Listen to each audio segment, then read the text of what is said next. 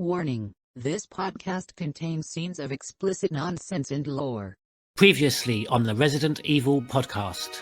That definitely feels like a Roger Moore era James Bond title. Capcom that finally showed they could make a Resident Evil title that had no real connection to the classic games. Well, who's he selling them to? Who's buying all this shit? Who wants a liquor? Who wants a hunter? I think if we'd known in 2003 the progenitor virus was in Africa, we would have been all over this. If I want to put it in an ideal world, the gun is perfect for the shooting part, the controller is perfect for the exploration part, but neither does the other thing correctly, 100%. This is peak gaming.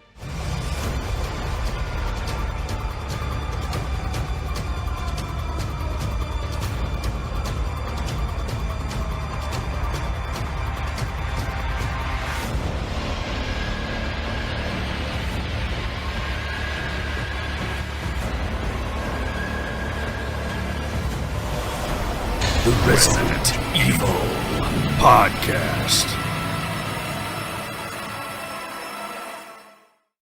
Hello and welcome to episode 89 of the Resident Evil Podcast. More dangerous than Leon on a motorcycle, but rejoicing with Rebecca's return with a big thumbs up. I'm Nick, better known as Neptune, bigger, badder than ever. Let's see who's joining us today. He's brought the team together at long last. It's STARS TyranT. Welcome to the Rock. Not quite as contagious as before, but still as acrobatic. It's Rombie.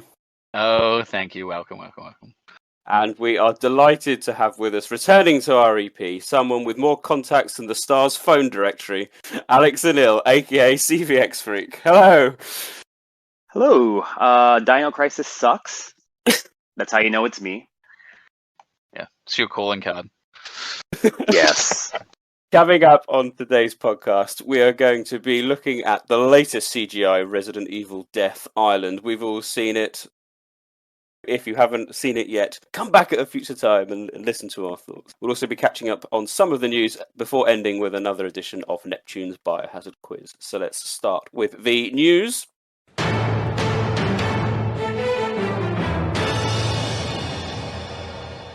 So the first bit of news is, of course, Death Island, and the fact that it is out, but kind of not in the UK and other parts of Europe, which has been a cataclysmic failure, I think, by Sony in the way this has had this weird staggered release across the world. I thought it'd be quite useful just to have a quick chat about that at this point rather than the main Death Island discussion. But I think there has been some updates at the time of recording. I've seen some tweets suggesting 21st of August in the UK. But then in Germany, I think we've had October time as well for DVD. It's all a bit weird, and it hasn't been the easiest thing to endure as a fan. But Sean, have you been following? Yeah, I mean, they're not doing a good job to prevent people from actually looking at alternate methods to watch it, are they? Let's be honest. And that's really the tragedy of it all, is that this is going to directly affect sales. Certainly for the home media. But yeah, it's disappointing and it's very poor because it's just one of those situations where, like, you know, you just see the discourse on Twitter. Everyone's prepared to throw money at Sony and Capcom as such. I know they're not really anything to do with the distribution of this, but it's just disappointing. What's happening in New Zealand, Rob, in the week that physical media got cancelled down in Australia? Well, somewhat, yeah. I haven't seen any notice of a physical media release down here. Obviously it did get a theatrical release, which was unexpected, and so I managed to go see that in the theaters all by myself. Yeah, it was a weird experience. And but I haven't seen anything. I'm actually just going to see if I can see anything with listings. But yeah, as you alluded to, Disney's just decided that they're going to stop doing physical media in Australia, which also means New Zealand, because they'd already pulled out of New Zealand 2 years ago. So, and we're seeing less and less physical releases, so I wouldn't even be surprised if I don't actually see one at all, to be honest. And what about over in Japan? I think it must be much more smoother. Oh yeah, they're always very transparent about when the movie's coming out in Japan, how you can see it. And it's always been like this for all the CG movies. It feels like the movies have always been made with the Japanese market in mind because they do come out in theaters here a little more widespread than how they've done it in the past outside of Japan. So they usually, like months before the movie comes out, they'll have a list of theaters where you can watch the movie, because it's not every theater, like a widespread Hollywood release, for example, but usually a handful of theaters will have it, at least in Tokyo and other big cities. They usually sell like movie tickets a month in advance that you can buy. You buy the ticket, you get a cool little like they call it like a retailer incentive. You get like a clear file or a poster for pre-ordering early, and then you can use that movie ticket to redeem at the movie theater when the movie comes out. So yeah, it's very, very nice to be living in Japan if you're really into this sort of thing. Although unusually for this movie, for Death Island, the movie out of nowhere ended up getting released in other countries outside of Japan 3 weeks before the Japanese release, which I was completely surprised by. Like, apparently a distributor in the Middle East and Southeast Asia had acquired the rights to release the movie early in theaters in places like the UAE, Saudi Arabia, Qatar, Singapore, the Philippines as well, and I think a few other places. When I found that out, I actually booked the flight to the Philippines, which is not far from Japan. It's like a 4-hour flight just to see the movie.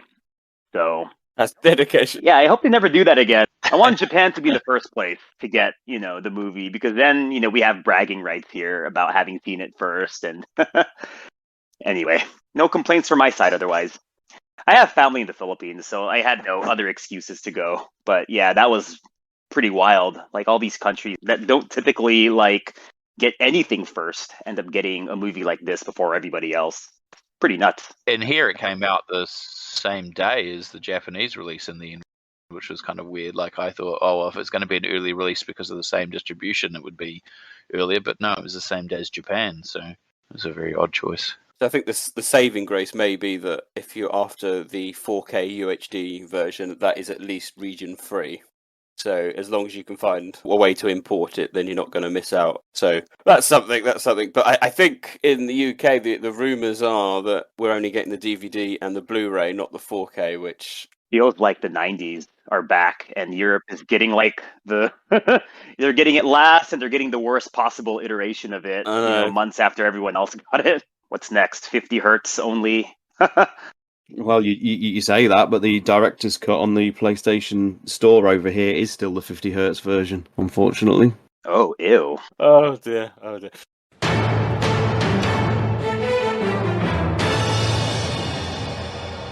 Talking of which, the final bit of news is the release of Resident Evil 1 Seamless HD Project, which is very exciting. We've covered quite extensively over the years the joy that is the Seamless HD project for RE2 and RE3, and then when the team have kind of gone back and done the original, it is looking as colourful and as sharp as you could possibly hope. Now, Sean, you've given it a spin. In fact, you whip through the game 100 miles an hour. It is quite an exciting experience just to see how easy the mansion incident can be when you're using an infinite Ingram.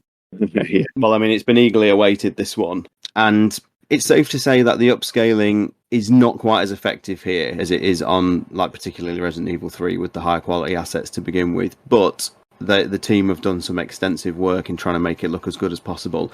The previous version of this was by a Russian team called Team X, and they just simply ran the backgrounds through an upscaler, and there was a lot of AI artifacts and things like that, and it wasn't the best looking project. So the Seamless HD team have actually gone in and sort of manually tweaked, I suppose is the better word. They haven't changed really anything. They've tried to keep the look of the project in keeping with the original aesthetic. And aside from one or two backgrounds, for the most part, the project is absolutely exceptional. I think the team have excelled themselves with what they were working with, and whether it's the definitive version of the game is really down to whether you prefer a more classic pixelated look, but certainly if you're playing on, like a 4K TV where it really does blow up those pixels, if you're playing it on like a 65-inch TV, those 240p backgrounds or whatever they are don't really hold up anymore. And so this is quite a definitive way to play it, taking into account the technologies and whatnot. And it's really easy to play, and it has other quality of life fixes. I think it's a wonderful addition, and it's been a joy to see people actually going out their way to play the original classic, because I think they are in danger of being lost a little bit now. It's been quite heartwarming to see people really enjoy it. It is my definitive version of the original tale. I prefer it to the remake. I always revisit the original more than I do the remake, and I think it speaks a lot for preservation and why it's important. So yeah, excellent. Well done, team. I think you were saying in it they use some assets from the Saturn version. Yeah, all the backgrounds are sourced from the Saturn version because they were originally slightly higher quality with less detail crush than the PlayStation ones. No ticks. No ticks yet, but there is talk of Lee Boy, I think his name is. He's looking to do a mod which will restore them. Excellent. You can watch Sean's stream back on his YouTube page. With these HD projects, the best compliment I can give it's how you think the games looked when you were playing them back in the day. And it's kind of like restoring your memory into a nice, shiny, crisp HD picture, whereas if you do have original hardware and you do, as Sean says, you load up PlayStation 2 or PlayStation 1 onto your 4K TV, it's a little bit, not sure about that. But this is kind of like your memory of the game. And yeah, it's really quite something to behold. And I'm hoping to get hold of it and play it later in the year. But Alex, what's your experience with these HD projects? Not just necessarily this one, but... Haven't gotten the chance to try RE1 yet, but I did go through RE2 and RE3 years ago, and I was unbelievably impressed. So I'm very excited to finally try RE1 when I finally have a moment to spare. But yeah, I agree with the importance of preservation, and I do think that more than ever, RE1 on the PlayStation Store right now, notwithstanding, there is a very real threat of the first 3 games just disappearing and becoming highly inaccessible. And I do think it's too bad Capcom, has maintained that stance for this long anyway. So I'm excited. Can't wait to see it, especially knowing that they took Saturn assets. I actually did not know that until you guys mentioned it. That'll be really interesting. Yeah, you've already kind of touched on it a bit, Alex, but it's like Capcom hasn't really gone down a route of making these very accessible, perhaps compared to, say, something like, a Street Fighter collection or any of these other games that, they've quite heavily been able to put back into rotation. And playing those original games in any form has not been really anything since, I guess, Deadly Silence. It's probably the last time really, right, barring, these PSN re-releases. Yeah, I recently began a Substack where I've been talking about different Resident Evil related topics, and my issue last week, the 3rd volume, was actually about the Seamless HD projects and why Capcom hasn't released the first 3 Resident Evil games in a really long time. And I kind of delve into a bunch of different reasons why it's so challenging. Some of them that I think we've touched upon here somewhat indirectly. One of them being, how the game looks when you play it on a 4K TV. It's not very pleasant, but also like the amount of hard work that you'd have to go through in order to hack together an acceptable looking version of the first 3 games. And all sorts of different reasons that, in my opinion, haven't, prevented Capcom from taking that step. I mean, incentivizing the idea of the fact that they've remade all 3 of these games as well, and that they're all available on modern platforms is a big push too, because exactly, it's obviously much easier to sell those as an idea than it is to sell people on, hey, here's this game from 25 years ago. Right. It's a shame for collectors, and there's obviously been a lot of news recently about the lack of preservation of titles in the digital realm. And what was that news? Like 87% of games prior to 2010 have been lost or at risk of being lost through lack of platforms. So I think Resident Evil's fared better than some franchises. I mean, overall, yeah. It's just, in the context of Capcom as a company, it is a little unusual that they haven't done anything with the first 3 Resident Evil games in a long time. Like, again, I can understand if it's a completely irrelevant waste of time franchise like Dino Crisis that we're talking about. You can never re-release those again and nobody will notice. But with the I'm kidding in case nobody actually realizes that. But yeah, with these, like, they've done Mega Man games, they've re-released like Capcom Arcade Stadium, which covers a lot of their most obscure arcade hits from the 80s and 90s. They've done a lot of HD collections, like the Devil May Cry ones, and Onimusha the first one got a re-release in HD, which I was kind of surprised at, but it was still cool to be able to go back and play that again. Yeah, it's kind of surprising that at no stage other than these remakes, but I'm a million reasons why. Kind of a self-promotion here, but even the original Clock Tower is coming back. Yeah, exactly. I'm very much looking forward to that. Yes, congratulations. Thank you. Yeah, I am involved in the project, in the project manager producer kind of role. I can't talk too much about it, but yeah, it's nice to see, all these old horror games coming back. But it would be nice to see the original Resident Evil 1, 2, and 3 officially make it over to modern platforms, especially on the Switch. Like, I want to play those anywhere that I want in an official capacity.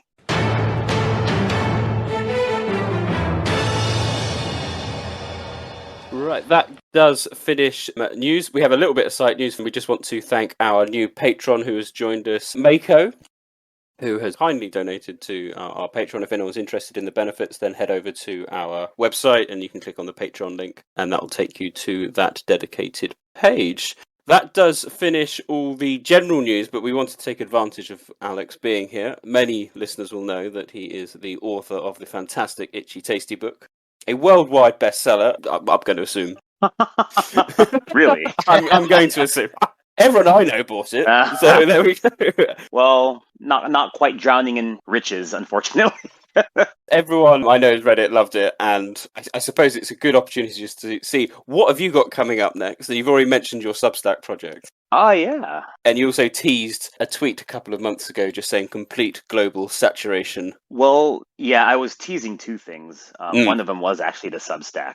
So I've been writing my second book for a few years, but I haven't had as much momentum as when I was writing the first book, because I think in a lot of ways, the first book covers the first 10 years of Resident Evil's history. And I feel like the 10 years that came after that were a little less interesting. And there's a lot more information out there. And a lot of the people who were involved in that second decade of Resident Evil are still at Capcom. So it's really hard to interview people to the same degree that I did with the first book. But as kind of a transitionary sort of offering, I'm writing articles on my new Substack named after the second book, Complete Global Saturation. And in each volume, I just cover different topics with a similar writing style to what you would expect out of a book that I write that cover different topics. Like the first one was about Resident Evil 6. The second volume was about the CG movies and, how those are made and how those come to life. Third volume was about the seamless HD and why the first 3 RE games haven't been released. So it's not exactly the same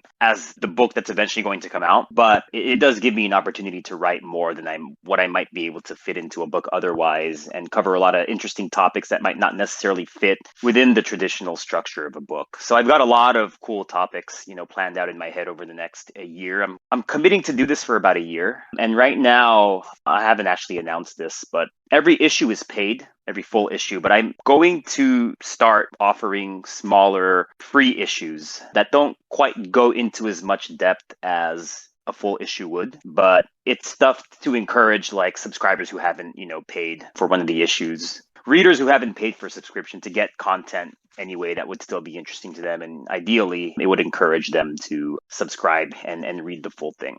But I've gotten good feedback for everything that I've written so far. Hope eventually this will culminate in a nice volume 2 book that people will find very interesting. The first issue is out for free, isn't it, Alex? Like you put the first whole issue out so people can get an idea. It's quite extensive. I was quite impressed with how much you'd had actually written. I wasn't quite expecting as much as you had. And that obviously it does lead itself well. If most of your main issues are kind of in that realm, it's a decent chunk of information and it's quite engaging and very easy to read. So yeah, like I had to think very long and hard about whether this was worth asking people to subscribe to, because obviously if I start charging for it, like I have something to live up to and I have to meet people's expectations. Otherwise, it won't be worth it for them. So I'm really hoping that first issue really left a good impression. Not every issue is going to be that extensive, but that's definitely the kind of vibe that I aim for. Like I want people to read my Substack, and it's not just a regular blog or a regular news site. It's people getting a lot of the insight that they might not normally be able to find elsewhere from someone, I guess, with my background, working in the Japanese game industry. And I hope people like it. How can people find it? If you look up my Twitter, I think it's the pinned tweet. CVXFreak.substack.com, I think, is the default URL for it. Complete Global Saturation, I think that URL also goes to it. It does redirect to it, yes. So I'm surprised no one ever parked that URL in the past 14 years. Well, there we go. Thank you, Alex. That's really useful. So everyone can check that out in preparation for hopefully a second book, but also ongoing blogs, which will be interesting to the community. So we now turn our attention to why we're all here as we review Resident Evil Death Island. After all she's been through, she's trying to make up for what happened to her. You mean how Wesker brainwashed her and made her come after us? No one's blaming Jill for that. No one. Except Jill.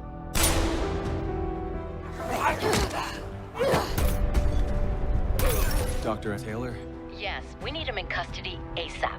I checked the DNA we got from a bite wound on an orca carcass.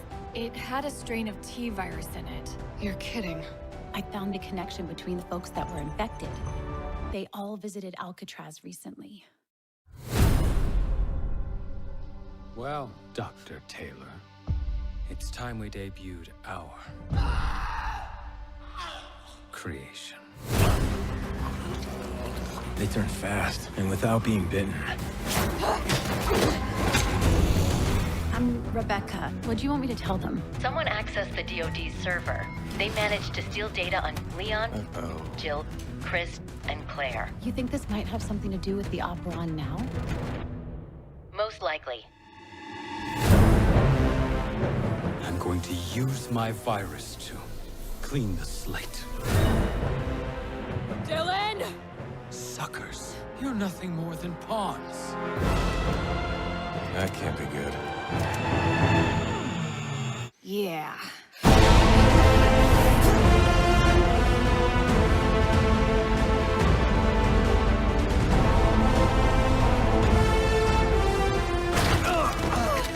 Duck! Excuse me? He's all yours. We're at the final stage now. That there is no justice. Well, it's over now. Time to light you up. Let's do it, all of us.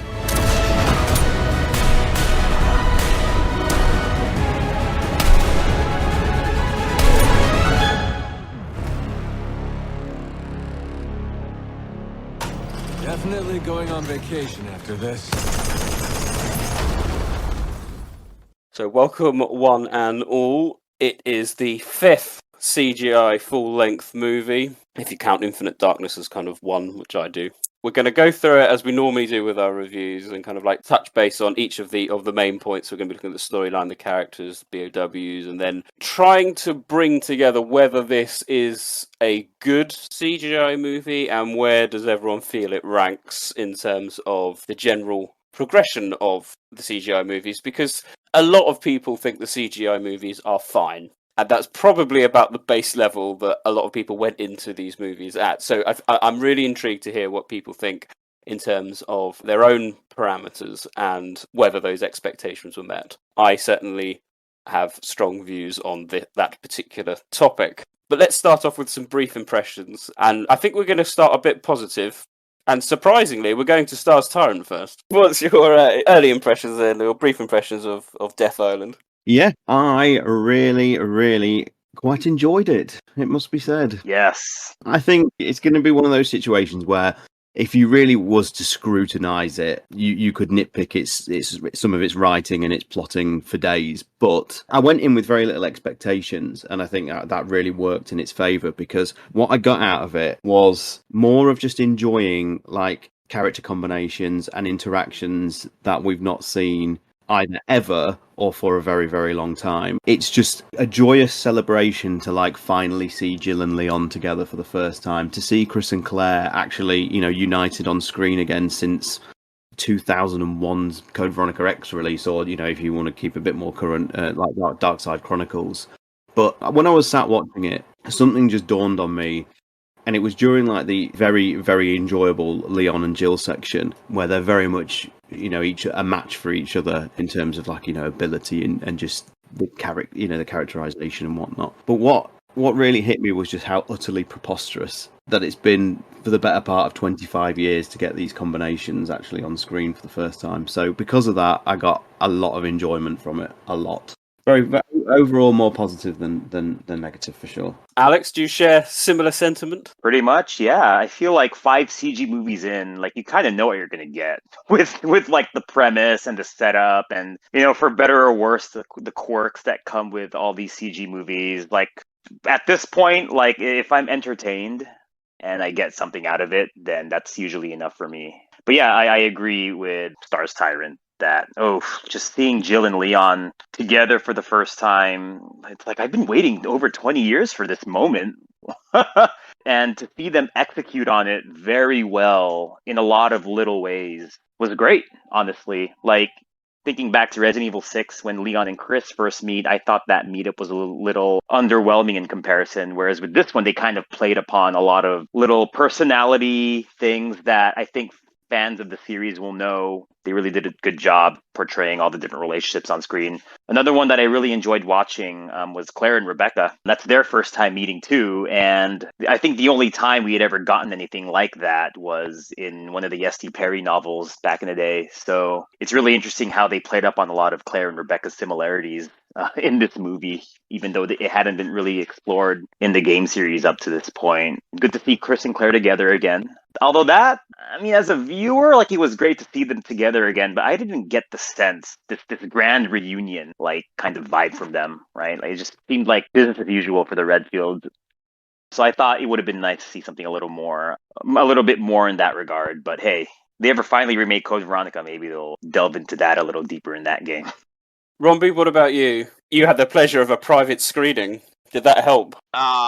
Possibly. I think maybe it did. Alex's comment is exactly it. I went in hoping I'd be, with those expectations, but I hoping I'd be entertained because I knew what I was going into, and I walked out going, actually, I was pleasantly surprised how much I enjoyed that, just from an entertainment level. I just was like, it was fun. I enjoyed the character interactions. Yeah, there was some silly stuff in there, here and there, and so forth. But I enjoyed it more than Vendetta, and for a quasi Vendetta sequel, and yeah, it was fun. I can only reiterate what I said in my video review, basically, which was that I walked out of there relatively positive, and I can definitely see there'd be things that people would niggle over, and it's not perfect, and some bits of like animation and a bit of clunky dialogue here and there, and so forth. But it's definitely could be a lot worse considering some of the other CG films in the directions they've gone. See, I've got a problem. I went in with higher than average expectations, and I think I got burned on this one. I think I said in a previous podcast, in some ways I was looking forward to this more so than RE4 Remake. We had the killer team up. Everyone was on the same page. We had the return of Neptune, great, by default. And I am still struggling with what I saw. Mainly Act 3, I think, was one of the worst things they have ever put out. And I am still, as I said, coming to terms with what the hell was going on and trying to dissect what was the point in a lot of it. Blimey, Nick, you've kept this bottled up. I know, I really have. I mean, generally, it's the best-looking CGI film by the way. It looks absolutely stunning. It's a visual treat. I'm looking forward to seeing it in HDR because I think it will look even better. But I really struggled with the end of it, and I felt at times I was watching a fan fiction. I thought the writing was really, really poor. But it's really split. It's really split. So the first bit, if you like, getting up into Alcatraz and some of the bits in it, that was fine. It's just the end act I found a little bit. There's Resident Evil on the nose, and then there's I'm punching you on the nose big time over this one. So the person named Neptune considers the act with the giant shark in it to be one of the worst things that came out of Resident Evil. Yes! Because it's not a Neptune, it is some monstrosity thing, and you don't even see the shark. It is I love sharks, generally, and I love that. It's why, my namesake, it's what I love the series. When we saw the Aqua Ring for the first time, I was like, okay, I'm in. This is great. And so, to see in the trailers, oh my god, there's a whacking great shark swimming around Alcatraz. And then it's just not in the film at all. Until Dylan decides that's it, I'm going commando, and just jumps in and fuses, I think is the term that Rebecca uses, fuses with the shark, and then becomes generic blob number 48. I do touch upon this in Volume 2 of my Substack, actually. Not to be self-promotion based, but due to the way licensing works and the way these CG films work relative to the games, they by necessity have to be glorified fan fiction in a lot of ways. You can't have Claire killed off in a CG movie. Of course. That's just not how, Capcom wants this license to be handled. So I feel like if someone goes into a movie, it's okay to expect the movie to be good and well made. I completely agree with that expectation. If someone goes into the movie, any CG movie, expecting the plot to be profoundly pushed forward, and you gain some unignorable context from one of these movies, I think honestly that's not the right expectation to have, and it's probably I would imagine it correlates with one's satisfaction of the movie, if that makes sense. I agree entirely, and as I said, I wasn't expecting anything substantial in terms of you need to watch this before playing Resident Evil 9, for example. Far from it. I was expecting a very self-contained story, albeit some reference to the A virus and what Maria was up to. I don't think I got any of that particularly, and we'll come on to it a bit later. It was just why they're there, what the motivations of Dylan were. And it just got to a point in the final act where it was bordering on Looney Tunes style. And here's a rocket launcher. And here's a minigun. Oh, where did you find that? Oh, I found it out the back. This movie was hilarious. It was, and Resident Evil is known for its B-movie cheese, but this was... I feel like there was a lot of self-awareness with the fan service of this movie. Yes. If you buy the Japanese movie pamphlet, as they call it, like it's just like a pamphlet of like information, they have 2 pages dedicated to all the weapons that are featured in the movie.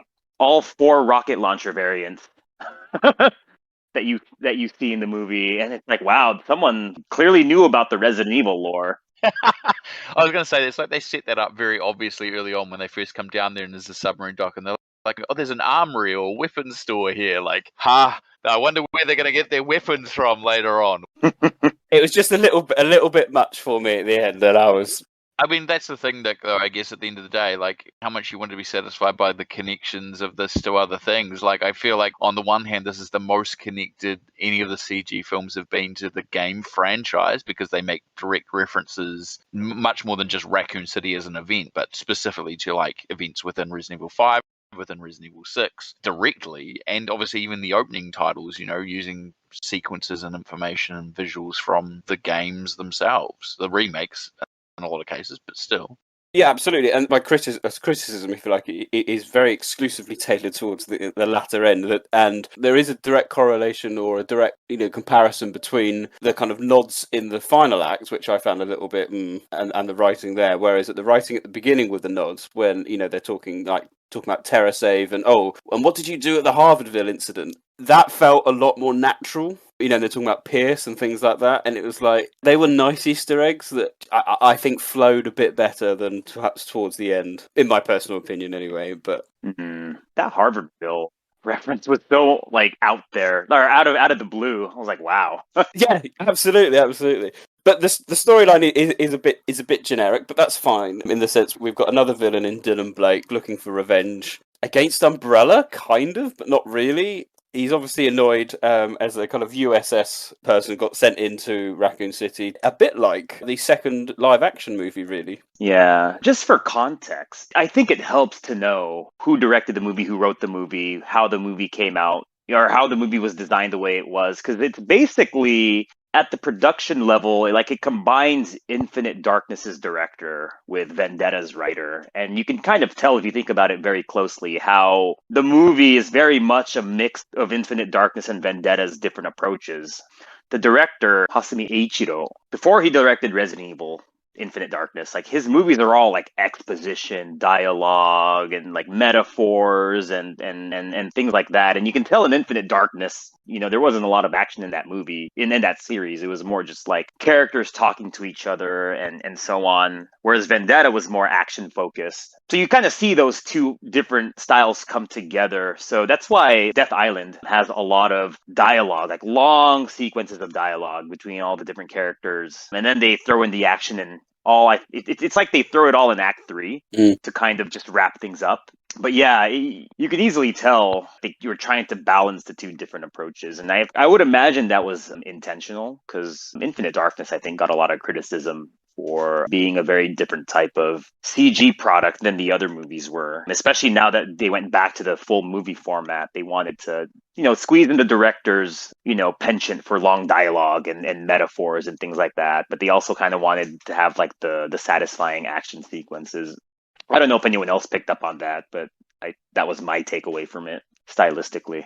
No, it felt like a combination of the two elements. I thought action-wise it kind of made sense because you traditionally in a film of that style, I mean, not even CG, but just a film that's got like an action bent, you're going to have more action towards your final act. It's your culmination. So basically, you had an opening action sequence, which is the Leon motorcycle thing. Then you've got a little bit with Jill with the zombie thing, off the top of the balcony, and then you kind of go quiet for a while, and then you have the attack in the prison. So there's your next main action sequence, and then it quietens off a little bit again, and then you have your villain reveal, and then you go into your final act, and that's where all your main action ends up particularly being. And you always have these little smatterings of lead up, like the Leon and Jill liquor thing, and these little things that lead off. But yeah, it makes sense. I thought that it was a good balance because I think Vendetta perhaps is a little too action focused and not enough dialogue. But maybe Infinite Darkness, perhaps maybe too much dialogue and not enough action. So this was a little bit more balanced. It really stuck out to me how inconsistent the power levels are, even just within the CG movies. Even if you ignore the games, which you can or you cannot. You could or you don't have to, but like in the second movie, Damnation, Leon was struggling against the Lickers, right? Practically the whole movie. In this one... And just dispatch him with one shot. Exactly, yeah. And then you remember in Vendetta, like Leon and Chris had that whole hallway sequence with the zombies, and they were effortlessly wasting them. But like in this movie, I mean, they do fine. Like Chris, Jill, and Claire do fine against the zombies, but it's not quite to the same extent that they were doing in Vendetta, where they were just like left, right, and center dispatch. Yeah, it's a bit inconsistent. Yeah, and I do think that's probably a result of, having a different director and having a bit more of a grounded, quote unquote, direction with this movie. But I think they hit the right balance personally. Yeah, I think the balance is good. I think inherently this is something that all media has, and this isn't just a Resident Evil thing, but even the games have this. Enemies do what the plot requires them to do in order to make the situation work. So if you need to heighten up the drama, they're going to be more of a threat. They're going to be harder to dispose. If they need to look less weaker or it's more comical, then they're going to be easier to dispatch. That's essentially like that scene with Jill and Leon is a little bit more comical. There's a bit of banter between the two of them. They've got these enemies that seem like they're quite a threat, and then they kind of dispatch them a lot easier than expected.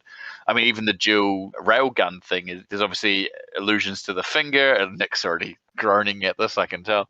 But there's a comical payoff to that a little bit in some respects, and also a setup to like the fact that she can only use it once without recharging it for a long time. So it sets up a bit of a dramatic tension or event, And it seems like she potentially might be sacrificing herself. There's that potential risk of it, even though it's not likely to happen. But why would there be a plasma rifle on Alcatraz? Anyway.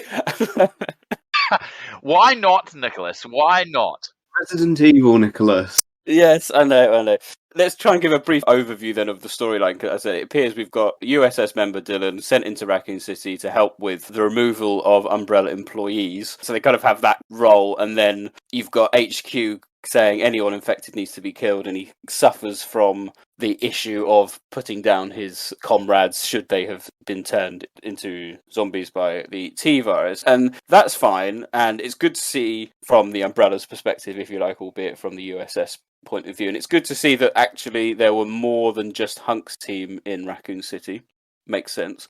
I do wonder, though, if anyone thought that was more of a UBCS role rather than a USS role. From what little we know of the USS, do you think he could have been UBCS instead?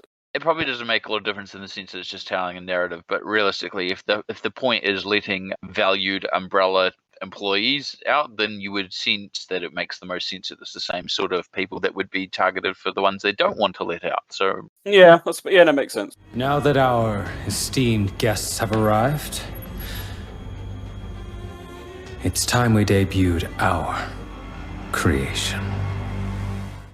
And then we don't see how, but he eventually gets in contact with Glenn Arias and takes over his mantle and teams up with Maria, who, let's not forget, is actually an A virus mutation. She is infected with the A virus, but that's not really dwelled upon too much because she was killed at a Looney Tunes style wedding from the Vendetta movie. So you've got that connection. And then Dylan seemingly has developed issues with being a pawn, someone else's game, which is a really interesting concept. BSAA, DSO, TerraSafe, You still think you're fighting evil syndicates like Umbrella, saving the world, etc., etc. We protect the innocent. Hardly. The huge corporations and the corrupt execs that run them. The ones getting big fat bonuses for maintaining the status quo. That's who you work for. Who you really protect.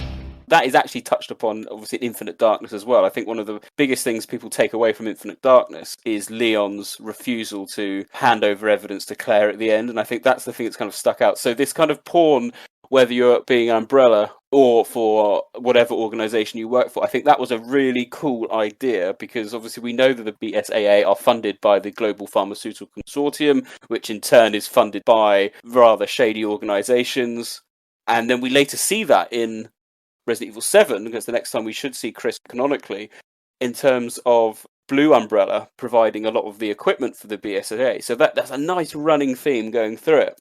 And so his motivations are quite clear, and he wants to use Alcatraz as a base to set up aquatic lickers with mosquito drones, which he can then scatter around the world, specifically targeting who he wants to infect, when he wants to infect them. That seems to be the basic premise of what he's kind of going for. Quite an effective mode. I like some of the shots where of the kind of mosquito things flying around and no one can see it until it's too late. Again, quite a good idea. I think that's fine. I just struggle a bit with why Dylan wanted to get the big four together. And this is where I think you have to suspend your disbelief a little bit and just roll with it.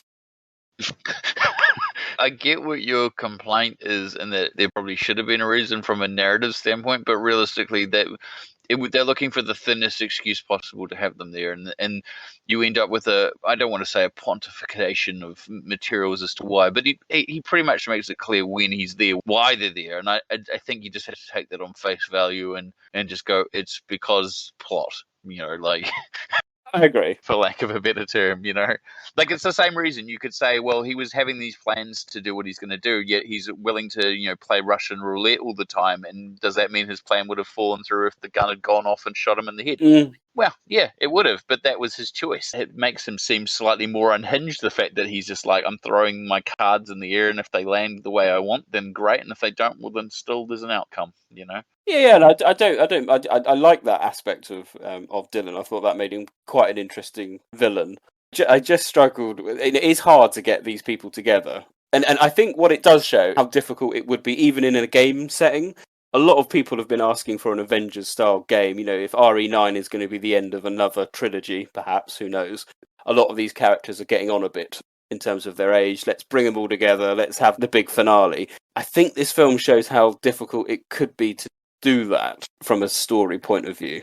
I think there's some fair call in that. Like, if you look at the situation with Claire being involved, it's coincidental entirely that he happens to have a shark, let's just say, that attacks an orca that then happens to wash up on a beach, and she gets assigned to looking into it. Then she takes that information to the others. Like, everyone else, I can understand them, like, obviously having these randomly infected people that Chris and Jill's team would have definitely investigated. But to get Claire there, it's a bit of a leap of just luck, really.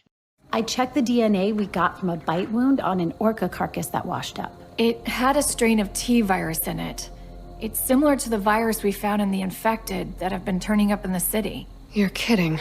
But again, the plot dictates this to put these people in contact and do the things. So I just kind of traded on face value that this just happens in movies sometimes, and games and films and music and plays, and that things are coincidentally lined up the way that they need to be just to make the plot work. So I don't know. It's a bit of a tough one. Sean, how did you think the storyline was set up? The thing is, I don't necessarily disagree with anything you're saying, Nick, but it doesn't bother me because it's in service of, building to these character moments. Yes. And sometimes you have to just assume that, like, coincidences and contrivances happen to, enable these situations to occur. And so in that, it doesn't really bother me. I don't think it stands out any worse than other examples we've seen in the series of how characters have got together before. It didn't stand out enough to me for it to be a problem. Like when I have issues with it's plotting, it's more to do with the motivations of Dylan than it is how these characters get together as such. I think that's what I was going to say, Sean. I think I've seen a lot more forced situations that were much more obvious and stand out than that perhaps this felt like I could believe this on some level, that this coincidence could happen or these people would end up together because someone was trying to make it happen more so than it just did. Yeah, I mean, one of my favourite characters in the series is how they approach the character of Sherry Birkin in Resident Evil 6. That she becomes, you know, a DSO agent just to be able to be in that storyline. If you know, no one had that down on their bingo card as to how Sherry was going to be brought back into the series, and yet they made it work, I think. But it's contrived. But I don't know if I agree. I mean, the whole thing about her was being under government control since she was a kid. I don't think it's too contrived that she became an agent. I love it, so I'm not criticising it at all. As for my thoughts about the structure, or the setup rather, yeah, I mean, I can see why it does seem a bit much that all 5 of them would be at the same place at the same time. I mean, it's true, like, this is the opportunity where they all come together. It wasn't Resident Evil 6, for example, or... Yeah, that's a good point. I think the aspect of it that annoys me is that the story that these characters are present in is ultimately throwaway. That's the angle that probably bothers me the most, is that in terms of like the overall impact on the series, like this will have none. It's just a very cute, enjoyable 90 minutes of these characters being together. But if you're looking for like how this will define events that are going to come in later games, like if Resident Evil 9 does bring back these characters, you can almost guarantee there'll be not even a passing mention to the events of Alcatraz. And that's a wider issue with the series, though, to be honest. I wouldn't write it off entirely. I mean, obviously, no game is going to go deeply into the events that transpired in Death Island, but I do think, for example, Revelations 2 did an okay job, like remembering that degeneration was a thing. It didn't go all the way, but it wasn't zero either. Yeah, Revelations 2 has the damnation audio, I think, in the background, which is quite a nice little touch. And obviously, there's a connection to Claire's background and what she's doing exactly as well. So, well, this is the thing. I'm really pleased with what they do with Claire in a lot of the media. I think it's such a lovely progression of her character being part of an NGO, and I like the fact that she's very defensive over that. When they quizzed her on, "Oh, you're terrorists," then the Harvardville incident. I like the passion that she kind of put forward to it. But yeah, I suppose in these things, Claire's perhaps the weakest link in terms of getting them all together. I think that's quite a good way of doing it, because there's no real reason why she would be actively involved in a lot of these things. And as these games go on, and Capcom's insistence on using the Big Four, it becomes harder and harder to justify, one, why they aren't getting infected. Well, I suppose they are getting infected in this game, but why they aren't dying. And the number of biohazard incidents that they survive is becoming more and more. Chris is basically Superman at this point, having survived how many incidents I couldn't even count. There is, and I think, and we touched upon this in our last podcast looking at Resident Evil Dead Aim, there is some benefit of having a completely new set of cast in a lot of these games. Sean, you described it as being quite a brave move by Capcom to have completely new characters that isn't Leon or Jill or Ada or whoever, and we all love these characters, but there will be a point where they're going to have to let them go, and it still upsets me that they killed off Pierce, to be brutally honest, because he was great in RE6. He was a real highlight. But that brings us quite nicely, actually, onto looking forward to these character interactions.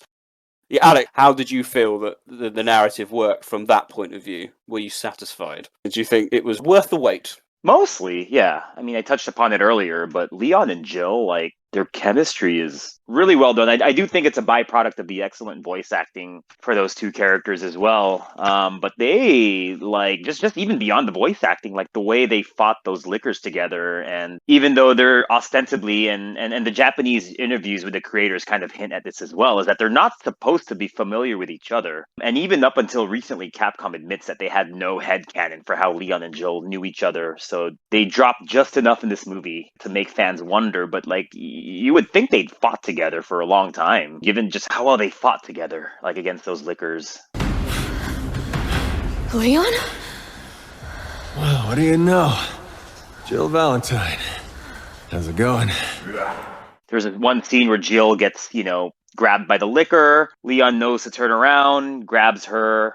They're able to dispatch the lickers on the other side of each other with minimal communication. And it seemed like those two really cared about each other, even though they're ostensibly not supposed to be very familiar with each other to begin with.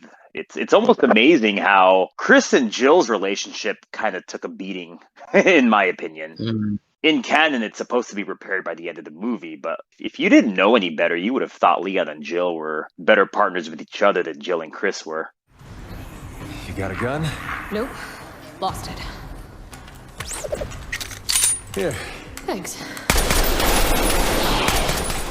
I think, Chris takes almost like a paternalistic approach to Jill in some ways. Obviously, he's very concerned about it, and that was nice. But I agree with you. There's the way Leon and Jill was written. It leaves enough for people to start going, "Ooh, is that a thing?" You know, what was simmering up on there, because the humour worked very well in that scenario. We know Leon likes a nice quip in even the most hostile situations, and I suppose with Remake 3's Jill as well, she's not opposed to a couple of jokes and sarcasm here and there. So I think you're right. I think that worked quite well.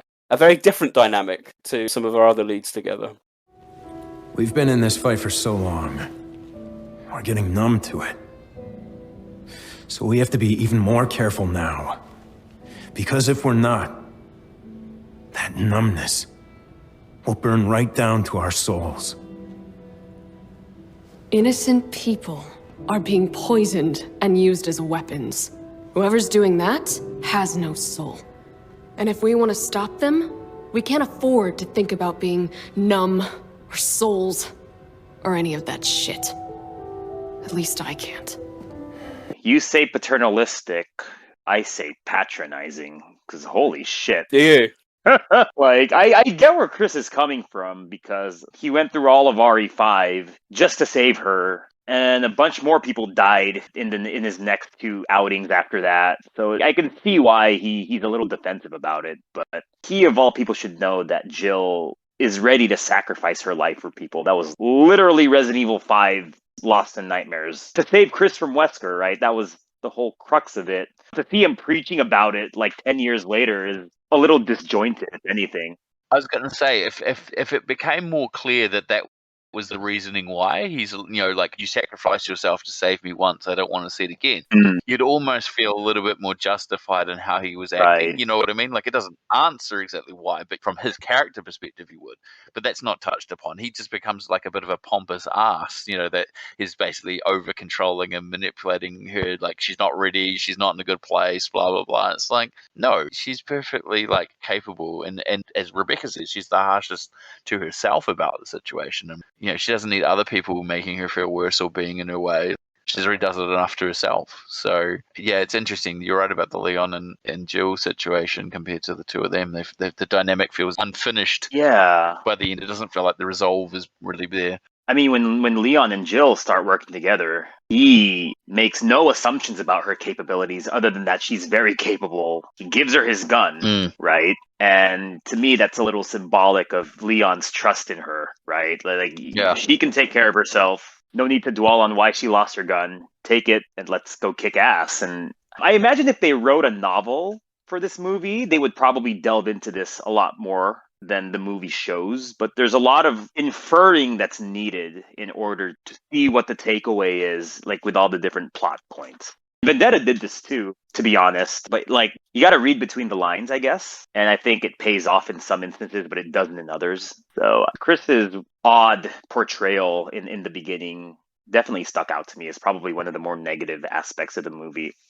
A lot of people did make point of this, and I think it's a fair comment, that also it's really weird that he talks to Jill about peers as if it's like the first time he's ever talked to her about it. And I think from a narrative standpoint, obviously to the audience, you kind of want to explain it, but you feel like, considering everything he's been through and everything she's been through, they probably would have talked about this already at some stage prior to the events of what's currently going on. Like, it's also really weird when he brings that up. It just feels a little bit awkward. Like, it's great to get the acknowledgement of it and the connection to the events of that game in the movie, but then you're like, this is a bit weirdly placed. Like, he's missing the point. He's talking about the situation and trying to explain it from his perspective to her about a situation which I'm sure he's already mentioned to her before, because why wouldn't you, like, considering how important it was to him and what's happened to her.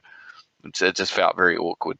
It is, yeah. Like, RE6 and Revelations 2 have, like, introduced bizarre little things that really make, I guess, the character interactions a little bit weird. Like when Chris goes off for 6 months, Claire and Jill don't check in on him, at least, to our knowledge, right? Like in Revelations 2's ending, Claire's like, oh, Chris is in China. Okay. Like I just talked to him last week. So go take care of him. Go have Pierce take care of him. I mean, you could say the same thing at the end of Infinite Darkness, the thing that Nick referenced before about, how there's a rift between Leon and Claire regarding the information, and yet that's never really been followed up on in a timeline thing. It doesn't come from another perspective.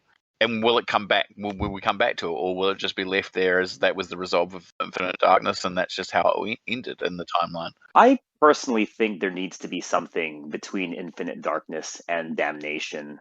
I would imagine maybe Infinite Darkness Season 2 is probably something they thought about at least. Whether they make it or not, that's another question. But yeah, I do feel like there needs to be something that shows us what happens to Leon between 2006 and 2011, because that's a 5-year time gap, right? And potentially a lot of things could have happened, and it does seem like the right time for Claire and Leon to have another adventure. Could pick up from the ending of Infinite Darkness and lead into Damnation, because by the time Damnation starts, Leon is just like, he doesn't give a fuck about anything anymore. And it also gives you a lot of more motivation to see why Claire went down the path that she has. You've got a good chance to kind of use it to fill in the gaps of where she's trying to avoid the sort of conflict that her brother and others are involved in, but still trying to help, and what might have motivated her more than she already had for that reason. So you've got to set up both of those characters, definitely. Claire's portrayal, in this movie, if you don't know that Revelations 2 happens between Infinite Darkness and this movie, I think it's very consistent. Helped by the fact that it's the same voice actress and very similar looking character models on top of that. Yes, yeah. But Claire doesn't come off as, like having gone through Revelations 2 in this movie, which I do think is a bit of a shame. I think Nick made the comment about the style she comes back with at the end of Revelations 2, and there's also a bit of a plot point and a bit of an unresolved plot point, because in Revelations 2 she's infected with the T Phobos virus, and now in this film seemingly infected with T Blake virus, whatever you want to call it. That's not resolved. Sean, what about you? You obviously you've been pushing for the character interactions. How did you find these dynamics? Yeah, I mean, Alex touched upon my favourite thing in the movie was actually seeing how Jill interacts with people, and I actually, although the point made about Chris being like he is in the first scene with Jill, it's deliberate to create the conflict of character that you see, but I do think that bounces off very, very well with the fact that you have Leon who immediately treats Jill as an equal, and as a result the mutual respect and partnership that they establish even in their short sequence feels deliberate to how Chris treats her at the beginning. I think that's an interesting study of character that the movie establishes. I think it's great for Jill fans. I know that they're probably the most vocal of all the character fans in the series, and I think the movie has rewarded them quite well. And I always like little hero moments and things like that, and I really do quite like the bit where all seems dour and all seems lost, and they know that Jill's still out there, and that, I think that's a really nice little moment. How can you be so calm? We got Jill.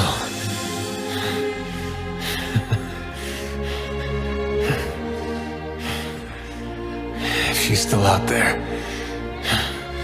There's hope. And like the Claire and Rebecca stuff's great. Their little high five moment at the end. It's very cute. That's the best way I can sort of describe it. There's not much in terms of like in-depth character studies, and I was a little bit disappointed they didn't explore more of the sort of fallout of RE5, but they did just enough. Agreed. Thank you for saying that. Yeah, that was probably the one big shortcoming for me, was Jill mentions in passing her experience in RE5, but if I were Leon, I got the impression they met each other before 5, definitely not after. And, for Jill to show up out of the blue, like, from Leon's perspective, she should have been dead, and she's not. I'd be curious to see what happened. But again, I feel like that's, novel territory, where, if you were to write a novel based on this movie, that's probably something those two would probably quip about, both having been in the RPD and being Raccoon City survivors, and Jill's return after RE5. Because Vendetta, for those who don't know, I'm pretty sure you all know, but maybe not every listener knows, but there was a novel that came out with it on the same day as the movie, in Japan only. And that novel, I'm pretty sure a fan translated it already, but I remember reading the novel actually at the stroke of midnight, and I read the novel before the movie came out, did an all-nighter, and the novel does have a few differences. It's actually the reason why Maria hates Leon so much in Death Island, even though like they didn't actually interact in Vendetta, was because the novel had them interacting with each other a little more closely. Like if you think back to Vendetta's novel, like the reason why Leon turns himself around so quickly, because, Chris kind of gives him a pep talk. Basically, he told Leon he knew how he felt because he had felt the same way a year before. And that helps kind of Leon realize that there is a meaning to all this and what they're fighting for. But you don't really see that in the Vendetta movie. And I feel like it's the same here, where a lot of just things that, in the absence of a Death Island novel, you have to read between the lines for a lot of these interactions. We're getting a manga, though, aren't we? So Going to say, because the manga is already expanded in the first issue, a couple of off-screen events and things like that. Oh, has it? Oh. Yeah, I believe so, yeah. Yeah, I've been so busy, I haven't been paying attention to that, but I should probably look into it again. Or maybe I might just see it all when it all comes out. Not very good with piecemeal approaches to things. I'm the same. Certainly with the Infinite Darkness one, I'm waiting for the trade paperback for that. Did anyone think they should have just chucked Barry in at the end in the helicopter just to tick that box? Yes! Like, there was a rumor he was in it, too. And I was like, yeah, that sounds like something they would do. Like, throw him in at the end or something. Or I was expecting maybe he would be in Rebecca's team. The disposable goons that, Rebecca brought to the island. But, yeah. I don't exactly still understand how she survived and everyone else died, but I'll just let that slide. Plot armor. It seemed to make a lot of sense. Yeah, plot armor. I mean, that I understand, but like, I still don't understand how everyone else died and she just kind of cowers and then everyone's gone and she's just left there. And I'm like, okay. It was a comic fade to black, wasn't it? Almost in a sense, it's like next scene. Oh no, I'm here now. Okay, fine. You just roll with it, don't you? Again, one of those moments. All right, I wanted to talk about the kind of BOW/virus, and again, I'm going to be a bit negative on this because this is something that I've always felt has been a problem with the series since original RE4, in that the viruses, the parasites, whatever it may be, suddenly becomes whatever the plot or the boss fight or whatever it needs to be. I'm going to introduce straight off the bat. This is the same argument as over before about the narrative forces of the characters and getting the characters together. It is exactly that. It is. I'm going to interrupt straight off the bat and just say I liked the idea that it was biotech. Tech virus? That there was some element that wasn't just viral, that it was manufactured and, because I remember there was some confusion about the liquor thing. Why are they breeding liquors? Well, because they're still organic organisms, but they have some sort of like tech implanted in the whatever you refer to them as, mosquitoes or whatever the little things are. So I think it's more interesting that it was an existing virus being tinkered with to alter its outcome rather than an entirely new virus or a combination thereof. So I think in those perspectives it was a little bit more realistic, if you want to put it in those terms, at least from the viral perspective. That was the bit I didn't necessarily mind. Thinking back to the days of the A virus. Oh, suddenly I've bitten you, sir. Oh, are you okay now? Now I'm cured. Okay. With this one, we saw it a bit in Infinite Darkness as well. It was like, we're just going to have T-virus, great. But we need the zombies to do a bit more, we need it a bit more exciting because we can't have slow, lumbering zombies because that's not very exciting. Oh, we'll just make it a T-virus variant. Oh, they jump now? They jump now. That kind of thing. Which you saw in Infinite Darkness. And now in this one, it's like, oh, they can do full-blown acrobatics, climbing. And it's a throwaway, oh, it's an advanced strain of the T-virus. Same virus, new delivery method. Yeah. And it doesn't transfer through bites. Yeah, and there's a bit of history of that where the C virus doesn't transmit through bites either, but it's just all a bit... I don't know, it's one of these weird things. In some ways, you just wish it was a completely new virus and I've done with it. But then I make it often. They can't make T-virus interesting anymore because the zombies are slow and the game mechanics and CGI movies lend itself to a bit more fast action, a bit more pacier. And even with Remake 2, they become a bit bullet spongy to make the zombies viable. I feel like they chose the T-virus because no character except Jill has been infected with it before. And maybe this is another me reading between the lines or making assumptions, but I feel like Dylan skipped Jill because the virus wouldn't have done anything to her, right? Yeah, I think that's what a lot of people have read into that as well, yeah. But then, of course, we know Claire's infected at the same time with the T-phobos, so there's no mention of that. Yeah, I thought they missed an opportunity to bring back the T Abyss virus from Revelations 1 because of the aquatic theme. Maybe it wouldn't have made for interesting enemies, but I think thematically it would have been a better fit. You know, we went through like an era of Resident Evil where zombies were like not in vogue, right? Like we thought the Plaga were going to be the next big thing. But out of the 5 CG Resident Evil products, we've only had one without zombies in it. And arguably that was one of the better ones. But yeah, it would have been nice to see like a different set of enemies just to mix things up a bit. Or if you're going to keep zombies, you keep traditional zombies for the purpose of traditional zombies, and you introduce other enemy types based around the fact that they're completely different, rather than changing up the zombies because of the virus. And again, there's no explanation. Dylan infects himself because reasons. That is probably my biggest issue with that, yeah. What are you doing? How are you just handing reins over to Maria? Whatever. It just kind of self-defeats, yeah. I suppose it ties into his Russian roulette thing, but then he just gets eaten by the Neptune, and then I don't know. I mean, why would that happen? Why wouldn't the shark just eat it and then have done with it? But again, it makes me think whether this is where the manga comes in. I do wonder if this is actually a variant of the A virus rather than perhaps the variant of the T virus, because in Vendetta, Glenn merges, doesn't he, with Diego? Yeah. And creates that kind of tyrant creature. There is a fusion element at least established within that. It can have been the A virus because Leon and Chris took that vaccine in the previous movie. Unless this is like a COVID-style thing where the vaccine doesn't necessarily stop future infections, but I was under the impression that once you're vaccinated against the T virus, you're good to go. But that doesn't mean that that's the same thing he injects himself with. That's the thing. He doesn't mention, I don't think, specifically what that is. No. Oh, you're talking about Dylan. Oh, I thought you were talking about what the little micro thingies were carrying around. Micro-release are definitely a variant of the T virus. But yeah, no, Dylan's injection could be something completely different. That makes sense. If it was an A virus, then at least there's a bit of precedent to show that, you know, fusion of this level can happen, you know, because the A virus is inherently stronger and perhaps he's got a bit more resilience towards it and he can tentacle himself into the Neptune and go, right, that's it, you know, whatever he needs to do. Otherwise, I don't see why he'd just become a zombie and then just get eaten. And that'd be, well, that's a boring way to go. Who knows? Even if he was a perfected version of the T virus and he became a almost like Jason-style asparagus tyrant type thing, there's still no reason why he would fuse with a shark. Except for plot. Except for plot, absolutely. But yeah, as I say, that kind of leads itself onto like the end part, and as I said, we've touched on it earlier. Just it became a bit cartoon capers, didn't it? With I've got another gun, you've got another gun, and it all kind of builds up to this big crescendo. And then they'll dive over the big sweeping arm, and yep. I was genuinely waiting for Leon to turn around and say, "My God, this really is a Death Island."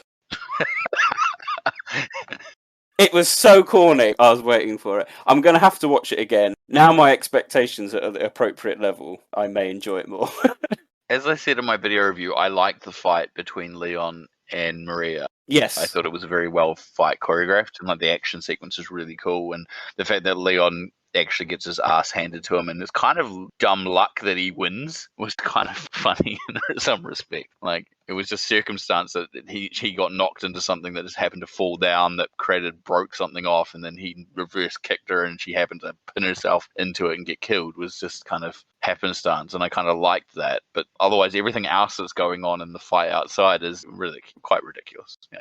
Leon kicked her ass.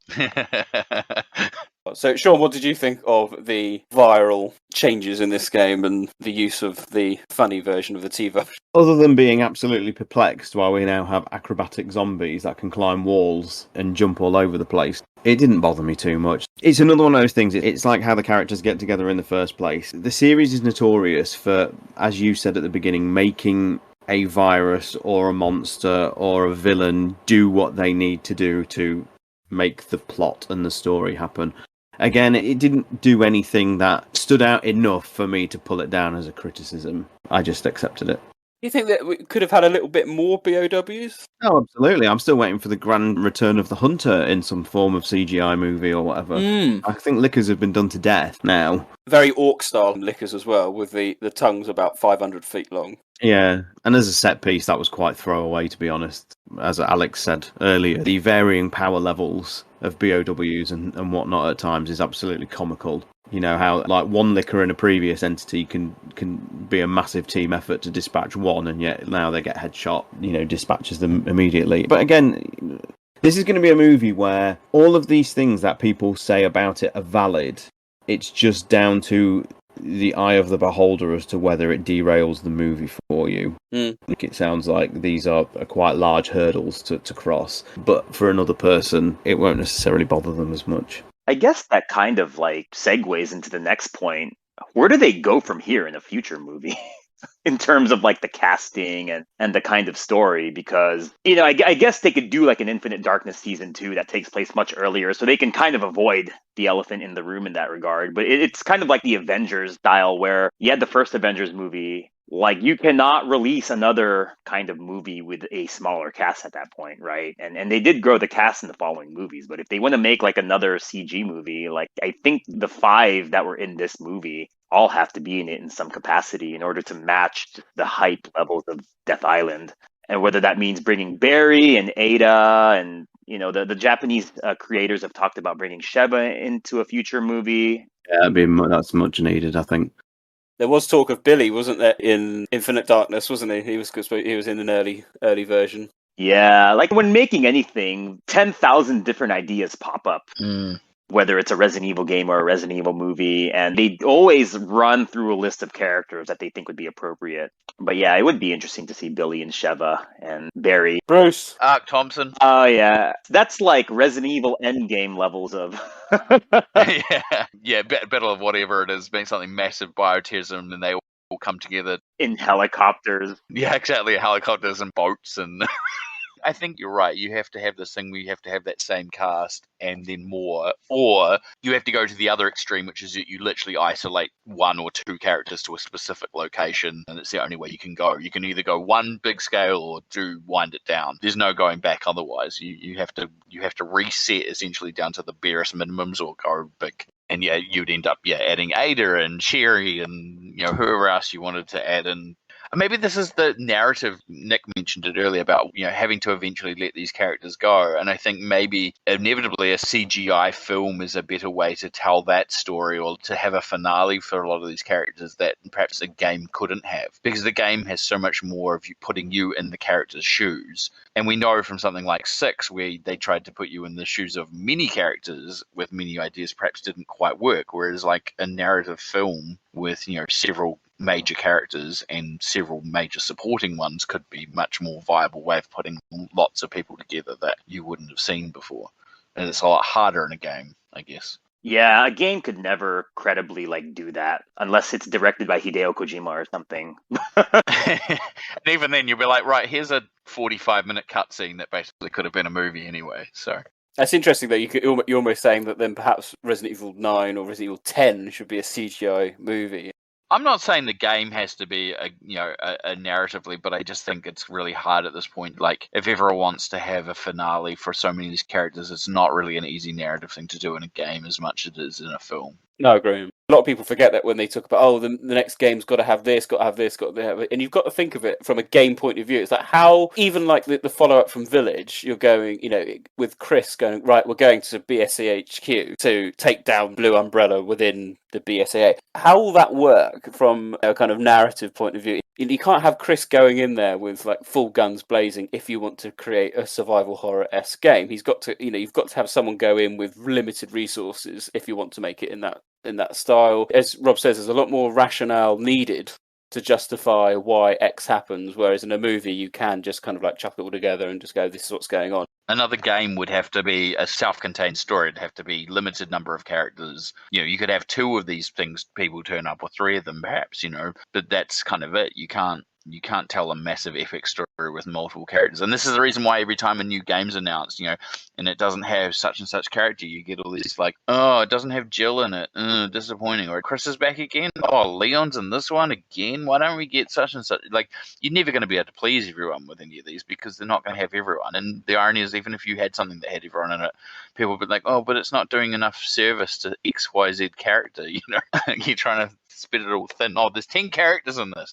Well, not 10 characters aren't going to get their due in that storyline because it's 10 characters. They'll be very cautious of the reception of RE6. In the game side, yeah. Like, if I could choose how to do it, I would just have a two-part CG movie planned from the beginning. One set of cast in the first one, and then the second one expands to something much larger, like the fan service ending that everyone wants. Because apparently fan service is no longer off the card for these CG films. Albert Wesker clone comes back, finally. No. Palpatine style. The dead speak. Somehow Wesker returned, pulling from Star Wars and MCU crap. The other thing is we're not opposed to like time jumps and things around in this franchise. Things come out that go backwards in time and fill gaps. I mean, you know, Alex has alluded to the fact that, you know, there's some gaps that could be easily filled with other narrative stories, and they could be games or they could be CG films. But it's harder the further forward you go as they get, as you've all alluded to as well, as they get older, characters get older, and it becomes harder to believe that they've survived more and more events, especially without any characters dying. I mean, that's the other thing. If you set a CG film that's late in the narrative, you can start doing some interesting things with that sort of concept. I know it sounds horrible, but, you know, you could actually kill a character off because it would set a precedence for the events of the plot or whatever, because it's set narratively so far. And I don't want to say this is a problem, but I think Capcom is risk averse to allowing their characters to be killed off in any fashion, even in a CG film, because they don't know what they're going to do with them in the future. Yeah.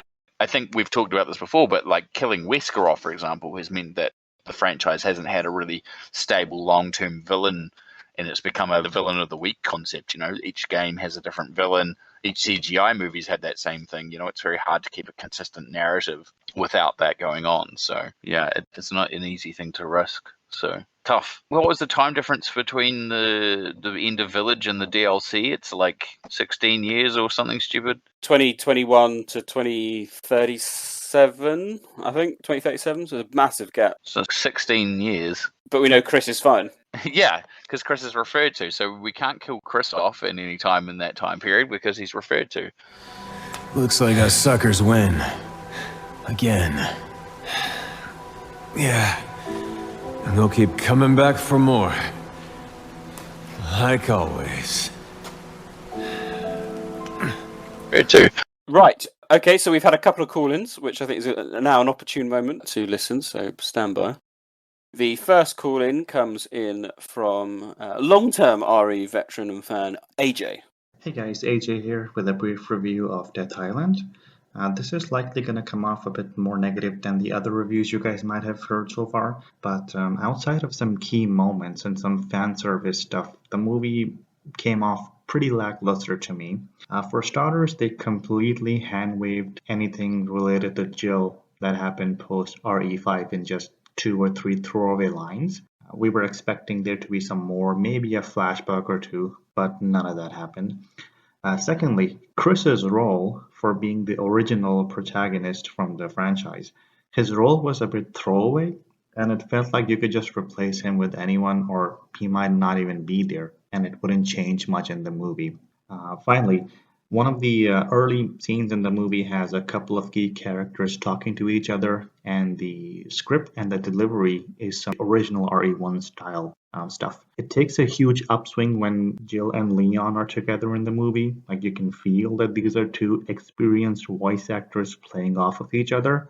And finally, Kevin Bacon's motivations are basically the same as the last couple of movies' antagonists, so there's nothing original there either. That being said, being a fan of the franchise, this is the closest we've had to an Avengers Assemble kind of moment, so there is a certain amount of joy in seeing all the main heroes together in the same frame. One thing this movie does show me is that the next mainline game needs to be with Jill and Leon, because they play off of each other really well, and I think that's where the franchise needs to go now.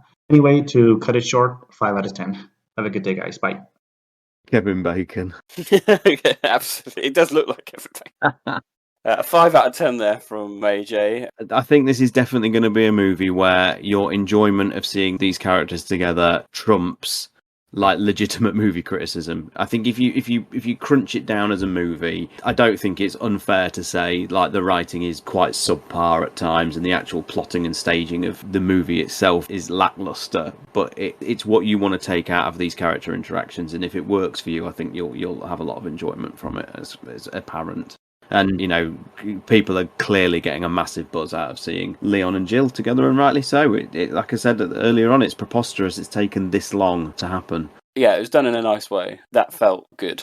The only thing I'll just also touch upon is that he mentions, as I did earlier, how quickly throwaway Jill's trauma is. And I wanted to say earlier as well, and it's a good chance to bring it up, that on 2 occasions now with the character of Jill, they've teased in the early stages of the respective projects, so the first one being the remake of 3, and then this, that her trauma and her PTSD is going to be explored in quite a deep way. And like the remake before it, once the action kicks off, it's just completely forgotten about. And I do think it's a shame.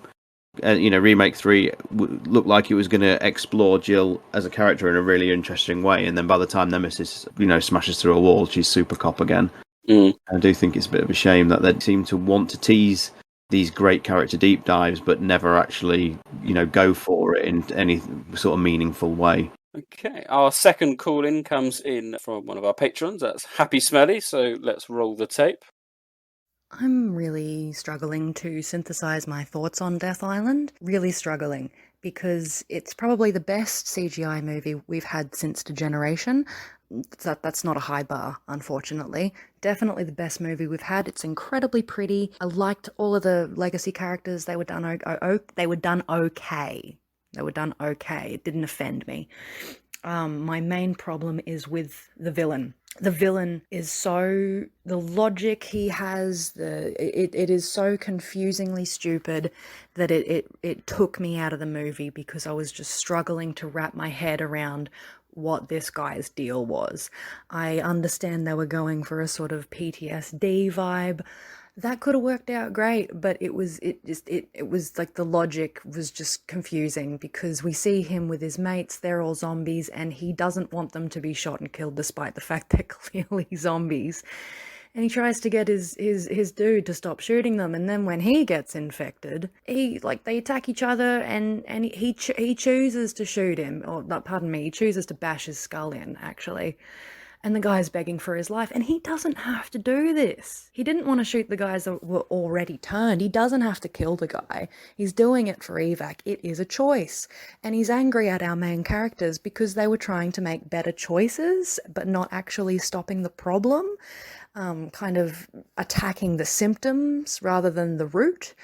Or something. I was really struggling to follow it. I really was.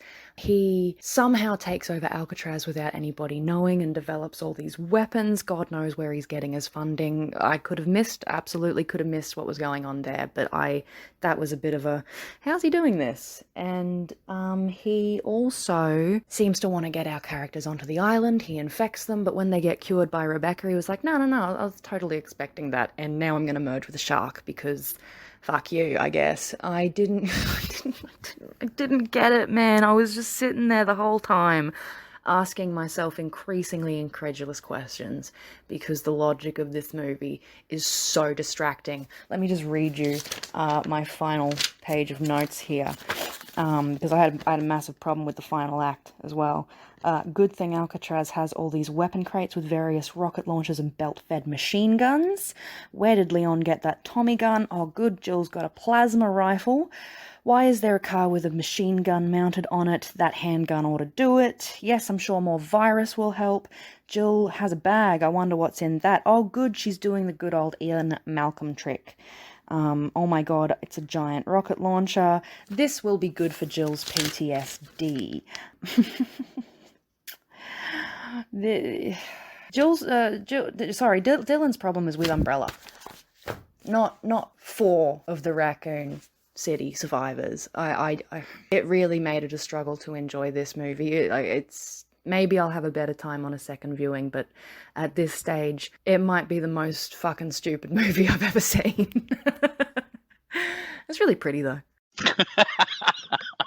There's a moment at the end there after she's listed all the various weapons and whatnot. There's a sigh, and you can actually physically feel her soul leaving her body.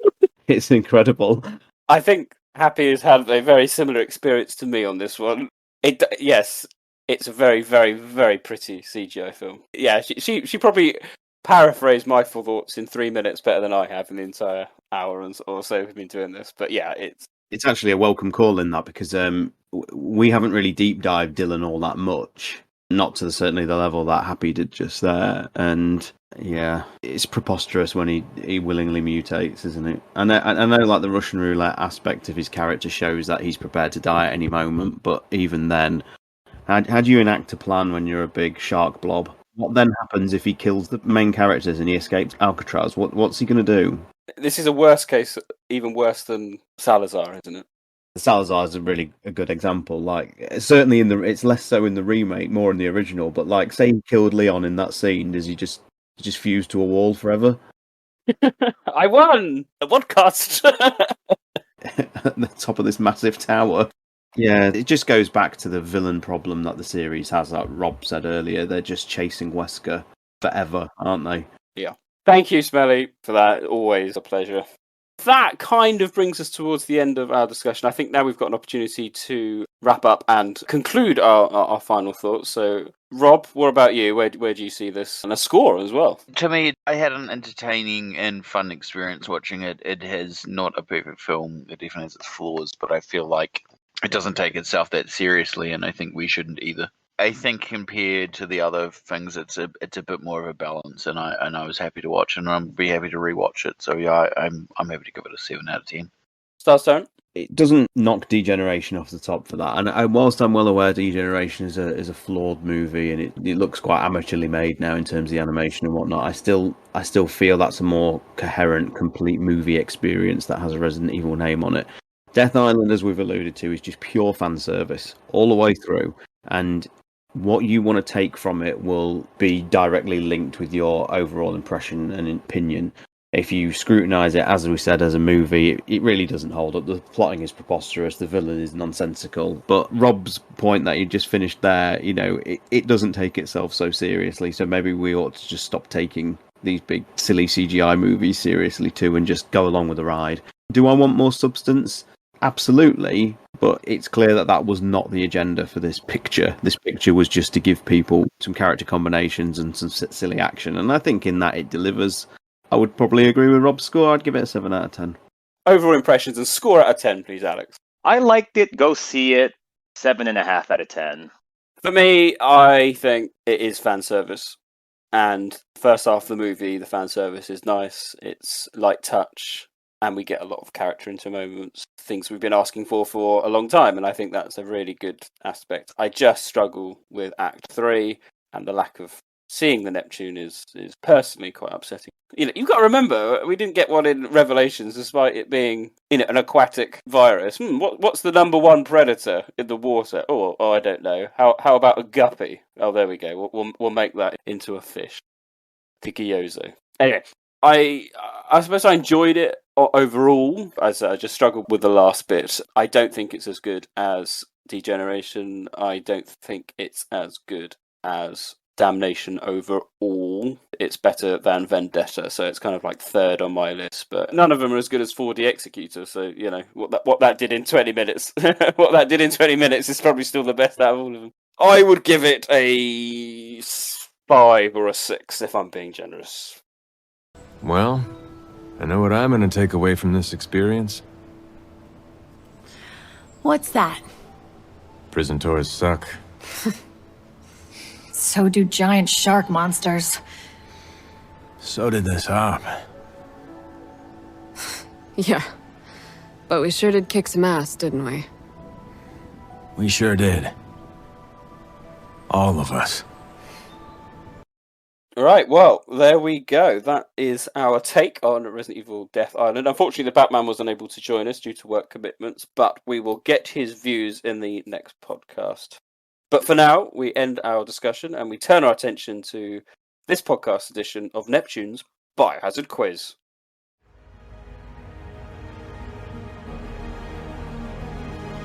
Do you know your G virus from your C virus? And your Jabberwock from your Bandersnatch? Or perhaps the number of bombs that appear on the Made in Heaven vest?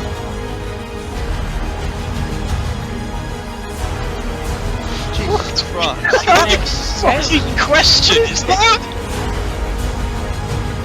I'm getting a big fat here this week. Yeah, I'm not going to get any of these. We've talked about the games straying too far from the origins. This Resident Evil quiz. We're now getting Spice Girls as the correct answer. I mean, it's time to quit.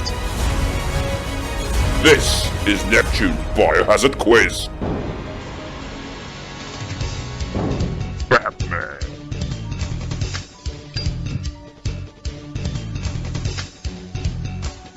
STARS TyranT.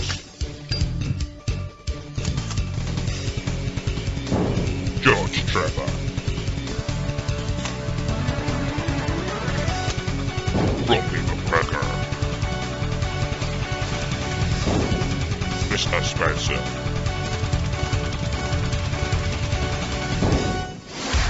Neptune Biohazard Quiz. Hello and welcome to Neptune's Biohazard Quiz. We have 5 biohazard themed questions, so clear your desktops. You can open up Notepad, but not Google. Here we go.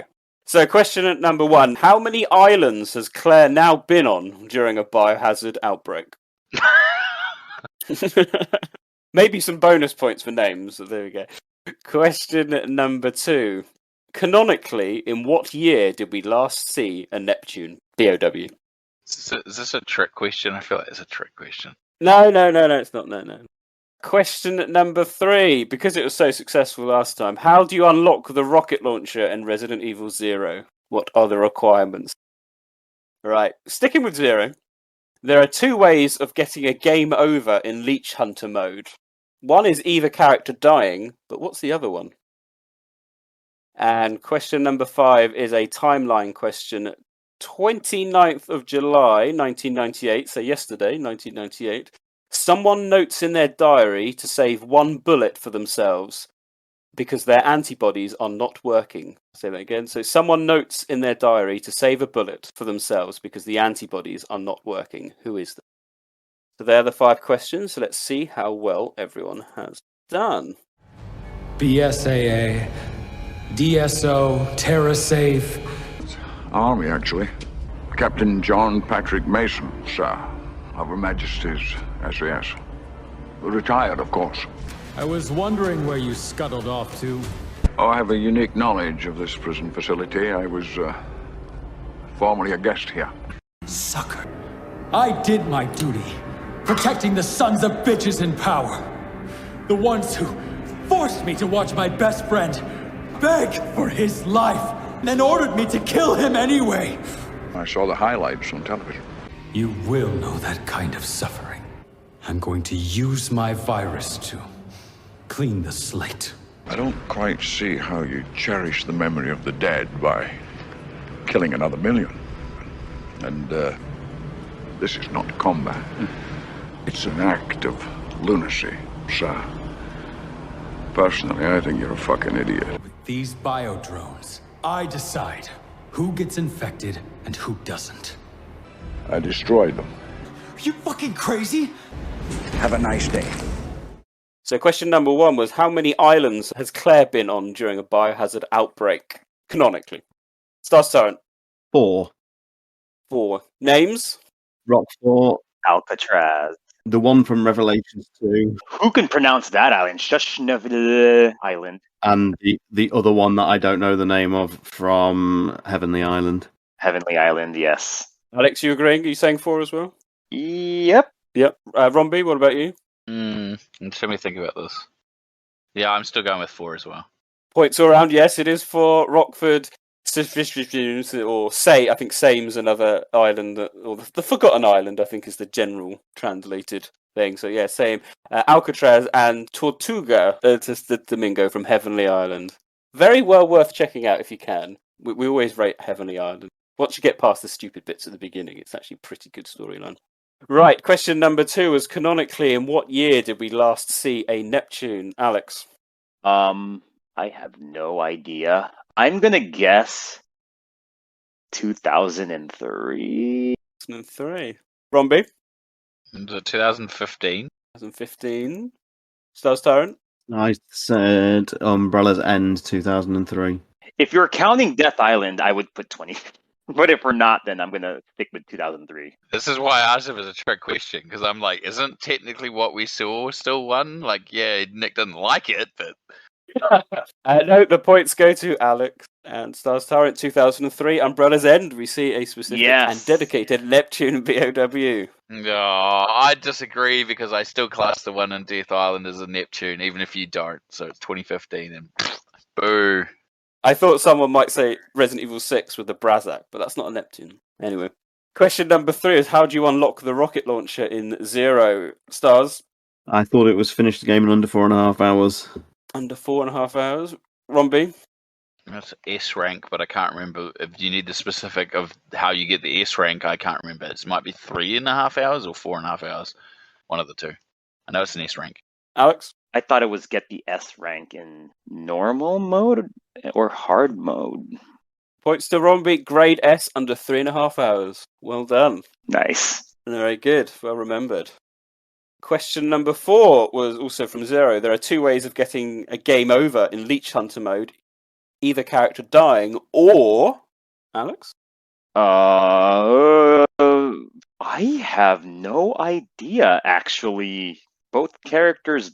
Or either character dying, right? That's one of them.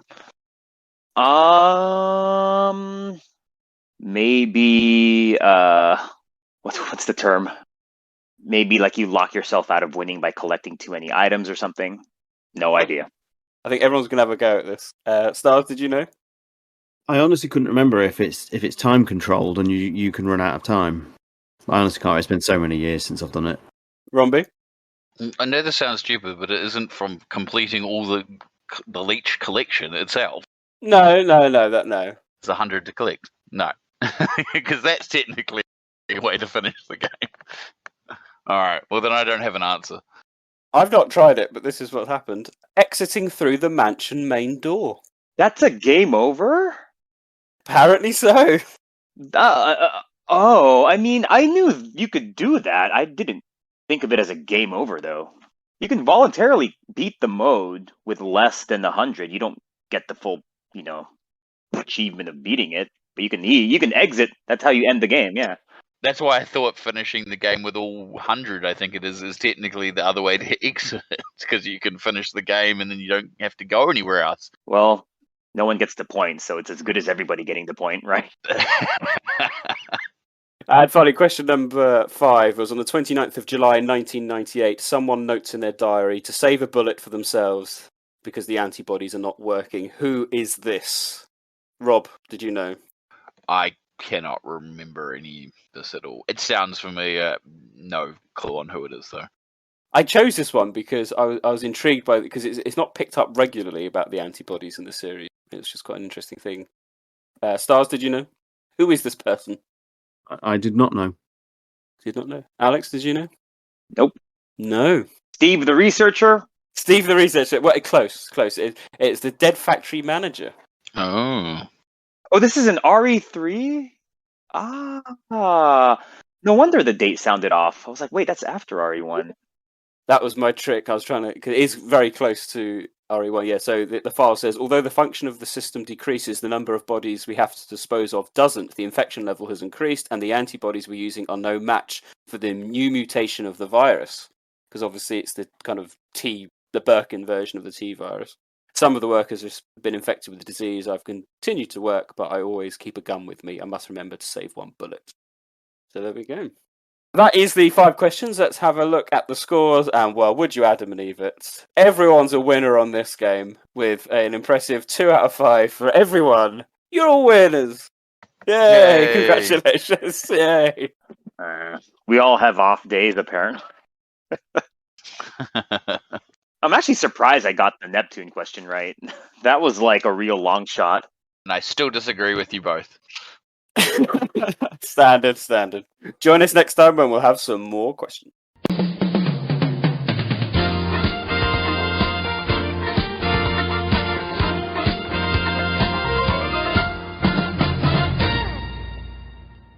So we are rapidly finishing our review, our analysis of Resident Evil Death Island. I hope everyone has enjoyed it. Our next podcast, unless there is a surprise drop of Separate Ways, which hasn't been officially announced yet in terms of release date or anything like that, our next podcast will be looking back at all the remakes.